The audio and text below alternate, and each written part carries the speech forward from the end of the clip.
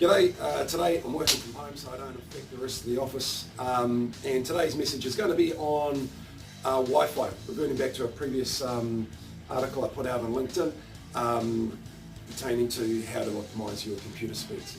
Alright, so today we're talking about why is your Wi-Fi slow. There's 6 main reasons why your Wi-Fi is running slow, whether it's at home or in your office.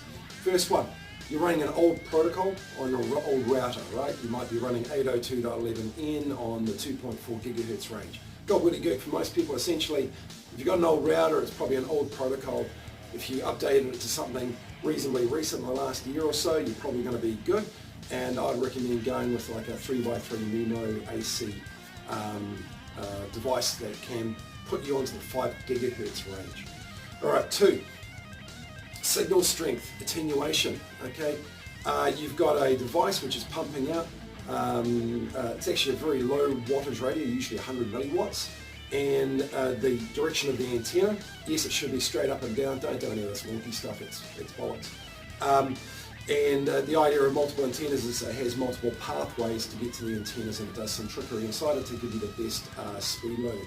Now, you should be mounted high up in your wherever you've got it, but essentially everything will block that signal.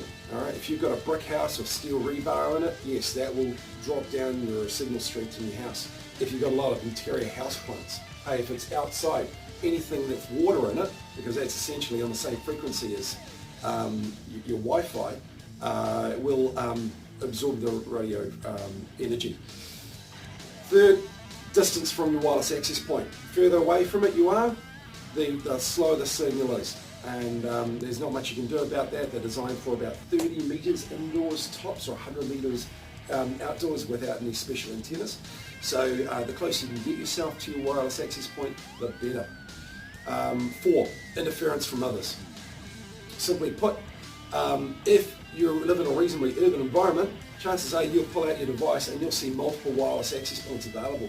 Every one of those, if it's on the same frequency that you're on, is going to be interfering. And every time there's interference, packets have to be retransmitted. Retransmissions equals slow speeds. So, yeah, that's one thing. Last one, second to last one, congestion.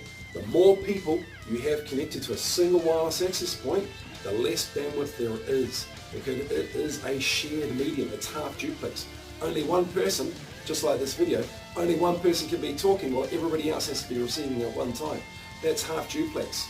If we're in a conversation in a room with multiple people and we're talking over each other, that's equivalent to a network switch where there's pathways to do that. But on the wireless, you literally can only have one person speaking and everybody else listening at a time. You have everybody else, you have 10 people jumping in on the network, and you've got your bandwidth available has dropped by about a tenth. That's simply put. Last thing is all of the above.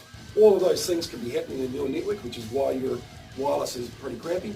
And simply the resolutions for that is update your routers, put in more wireless access points to spread the load, and design it so the channel frequencies are not overlapping and they're not interfering with each other.